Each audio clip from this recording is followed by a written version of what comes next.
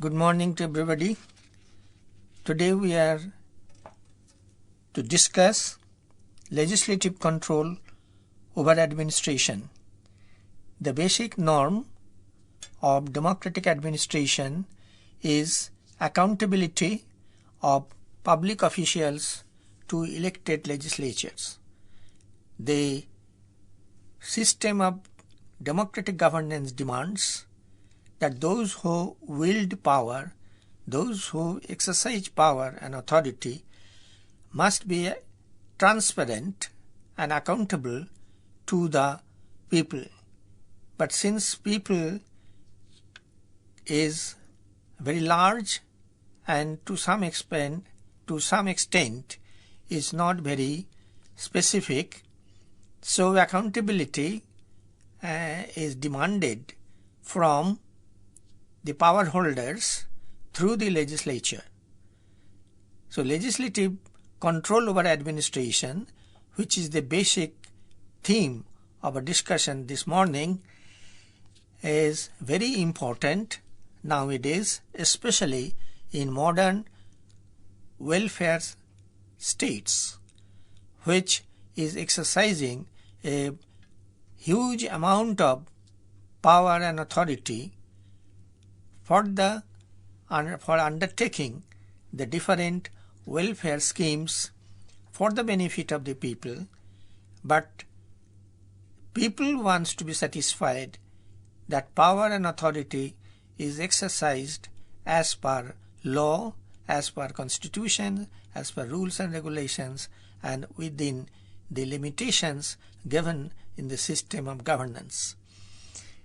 Particularly, this is very important to checkmate the bureaucracy which function under the overall supervision of the minister, who is the symbol of people's representative before legislature. Now, control over the government means control over the political element of the government and also over the administrative section of bureaucrats who are involved in the functioning of the government intimately.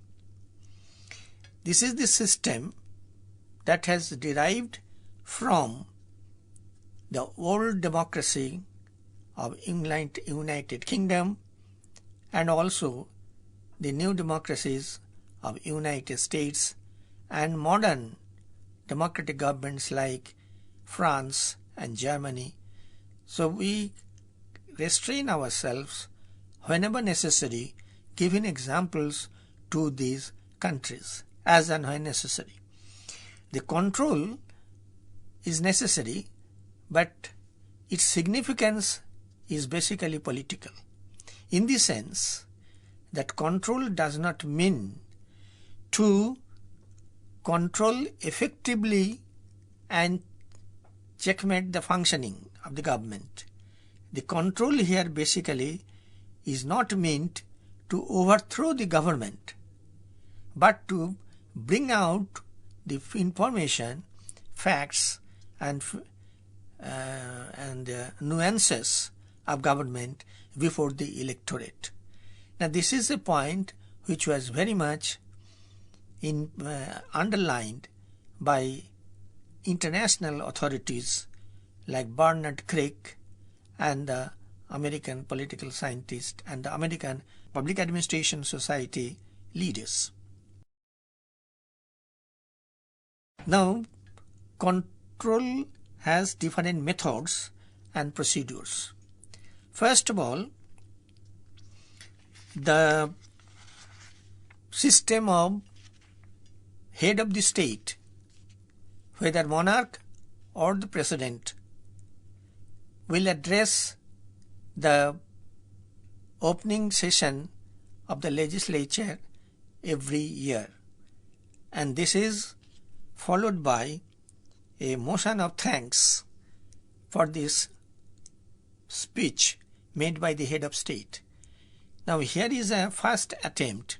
Here is an opportunity for the legislature to express its solidarity with the President's speech and support it and extend a motion of thanks. And the opposition is all the time trying to say that the head of state has omitted certain facts, head of state has not done this or that, head of state has not pointed out many things.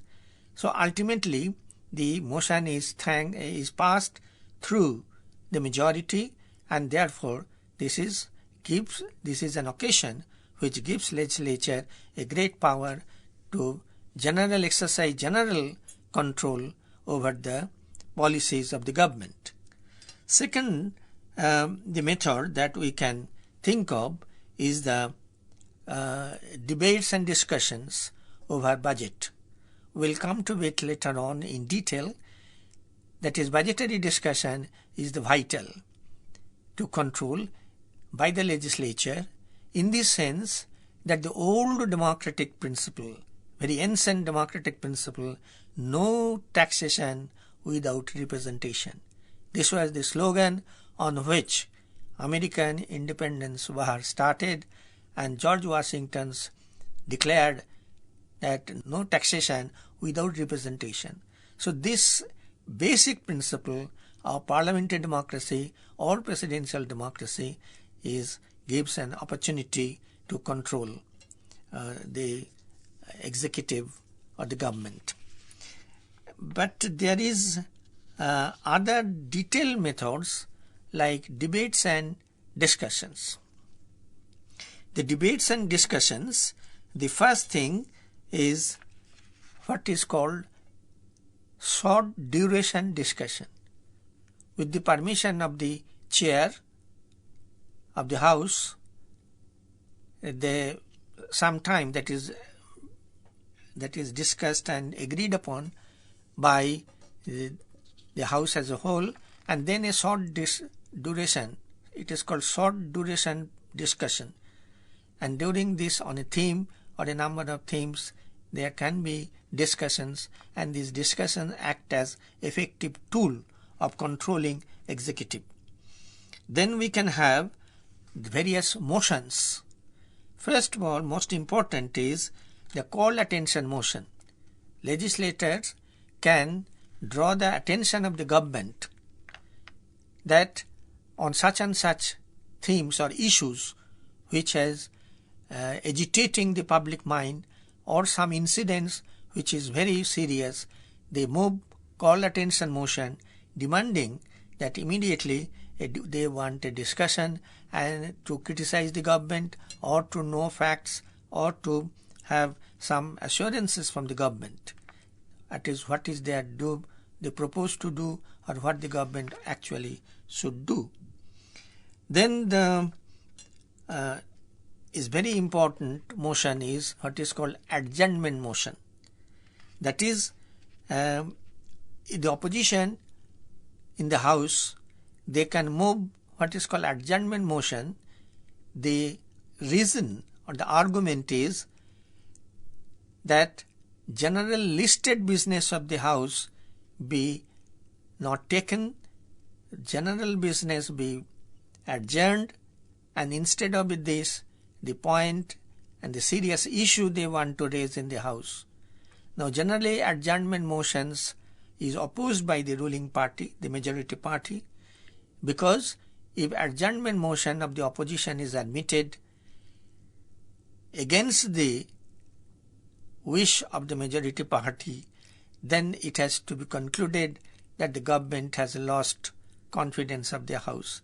This is a serious issue, and therefore adjournment motion gives an opportunity and occasion for raising certain points, but ultimately if the speaker does not accept it, adjournment cannot be made, and speaker will accept it or not depends on the attitude of the government.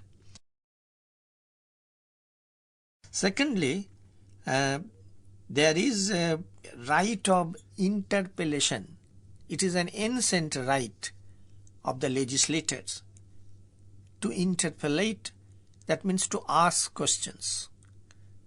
Because the whole system of democratic government depends on the fundamental principle that the government, including the political head, the minister or ministry, and the administrative or bureaucratic elements.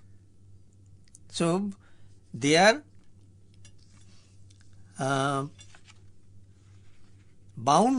duty bound to answer any question put by the legislators. And for this, the general system accepted in the democratic countries is that every day when this house is in session, every day there is first hour is called the question hour. Now this question hour is used by the opposition, by the legislator, sometimes even the members of the majority party, to demand answer from the government. Naturally, the answer will be given by the concerned minister, because the bureaucrats are not represented in the house. But basically what the minister says is on the basis of his knowledge about the administering his own departments or ministry. But the questions can be of two types. First, start question. Start question means that questions which are given in writing and which minister requires time to gather facts or information in order to satisfy the questioner. Or unstarred question. Unstarred question can be orally asked and can be orally answered by the ministers. But sometimes the question hour becomes very dangerous for the government, because the most competent parliamentarians, competent senators in America or House of Representatives, so they can start with a very innocent question, and then they have the inherent right to ask for supplementary questions. So the supplementaries are very effective tools in the hands of the intelligent and experienced legislators to embarrass the government and to catch the minister in his weak points. So ministers must be very careful in answering or choosing language while answering questions. Ministers recently in India, Chief Central Information Commissioner has declared that ministers are public authorities, quote and unquote. Public authorities, if anybody or any group or any institution is called public authority, then they are bound to give information now under Right to Information Act. So this is another serious thing, that no minister can refuse to answer questions. Now if the minister refuses, then that will be a violation of parliamentary ethics, and the legislature's control over administration will be in jeopardy. Then there is one innovation made in Indian system of parliamentary government, that is 0 hour. 0 hour means the time after the question hour ends and before the lunch begins, in between there is 1 hour left, and their legislators have got the right to jump on their feet and try to draw the attention of the presiding officer that they have some questions to ask. And then it goes on. But sometimes the speaker had to intervene and say, okay, the 0 hour is over, and so we break for lunch. But anyway, this is an additional instrument in the hands of the legislator. Now the budgetary control, here the modern practice adopted in Britain and now copied in India is that budget is placed, budget is annual, and that indicates that every year the government must come before the legislature to have permission, to have grants. Otherwise, on the basis of no taxation without representation, government cannot impose any taxation, government cannot make any expenditure. So it is compulsory, it is mandatory that every year annual budget has to be placed before the legislature for its consideration and passing the budget. But now the old system of taking the headwise demands of the departments one by one, discussing first reading, second reading, third reading. So this is not the practice nowadays. Nowadays is the finance minister introduces the budget and it is followed by a general overall, just a general discussion that whether the budget is good, not anti-people, or it is good, it is pro-people. So it goes on the basis of the party affiliations. And then the entire budget is referred to standing committees, ministry-wise. There are standing committees, and where the officials, that is the public officials, that is bureaucrats in the department, can argue, discuss in an informal way, not governed by parliamentary system of this is followed in the larger house, but very intimately, face to face, the people who actually do the thing, implement the things in the field, so they can bring in the difficulties, they can call for suggestions from the members, and the members can offer or inquire about any suggestions, they can press for certain demands, then it goes on like this. So this is the most substantive period of entire budget session. Now, when this round of discussions in the standing committees is over, then the standing committee reports come at the last stage to the house again, larger house, where the members will have to offer the general approval or disapproval. And at this stage, the finance minister indicates that what kind of discussions or points raised by the members in the standing committee report he is prepared to accept or revise his proposal of grants head-wise or project-wise, etc. So once the finance minister at this stage, at the last general discussion, can announce certain concessions. So this is how the budget passing completed. And this shows that this is an effective tool of controlling the government, which is given in the hands of the legislature.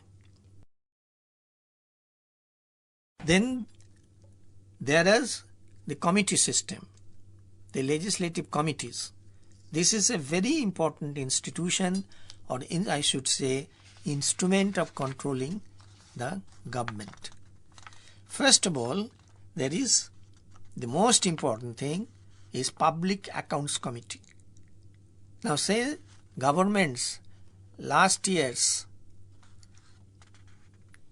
expenditures made and scrutinized by the Comptroller and Attorney General, CAG as we say, then the CAG makes a report whether every item has been spent according to the principle, according to the amount allotted, according to the grants made. approval made by the legislature. If not, they point out the defects, they point out the irregularities, and then the CAG report comes to the House. And that shows that Public Accounts Committee has got the most important duty of exercising democratic control over the government. Now, for this reason, it is a convention that Chairman of the Public Accounts Committee will be the leader of the opposition or his nominee. And therefore, this is an institutional symbol that legislature exercises control over the government in a very effective sense. The second committee is Estimates Committee. Now, Estimates Committee, the chairman is a very senior member of the House and of the ruling party, majority party. Now, they just offer suggestions for the next budget. That is where principle of economy can be exercised, how the budget can be reformed, where economy can be achieved, where public probity demands, etc., etc. These are suggestions for future action. I repeat, the Public Accounts Committee is after the expenditure has been undertaken and scrutinized by CAG. Estimate Committee is for the future. The estimates, how the estimates are to be placed, any suggestion Estimate Committee can give. Then the third most important, there are many committees, but the third most important committee is the Committee on Public Undertakings. And there is the Committee on Subordinate Legislation. That is, so many public undertakings, what is called PSUs, they are functioning, whether they are failures, all these things are scrutinized in the committees and they offer suggestions. And the Committee on Public Subordinate Legislation is the committee which examines how exercising the delegated legislation, the bureaucracy or the government for that matter, whether it has followed the spirit and basic principle of the law. Because delegated legislation or subordinate legislation means bylaws, rules. So those are created by the government or the legislature. And then there are so many select committees. There can be any time an investigating by any select committee that is possible. Now I come to the last part, that are limitations of legislative control. That is, legislature cannot substantially control the government in the sense that after all the legislature can criticize, but legislature cannot offer alternative laws. The legislative function is drafting the legislation is the government's prerogative. Secondly, the legislature cannot amend substantially the budget proposals. The budget proposals are, if it is defeated, that means defeat of the government. That means that will amount to expressing no confidence.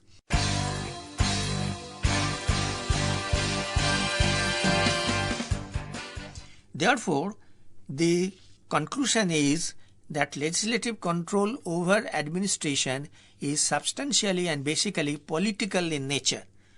There can be no confidence motion, but everybody knows that no confidence motion will be defeated so long the government retains its majority or confidence of the House. It cannot refuse budget demands, because if that is done, government will have to resign. It cannot refuse votes or supplies or supplementary demands made by the government, because that is also will imply the resignation of the government. So this shows that there is limitation on legislative control, but their main function is political in the sense that they assert the supremacy of the legislature over administration. And I think with these words we can conclude this discussion on legislative control over administration.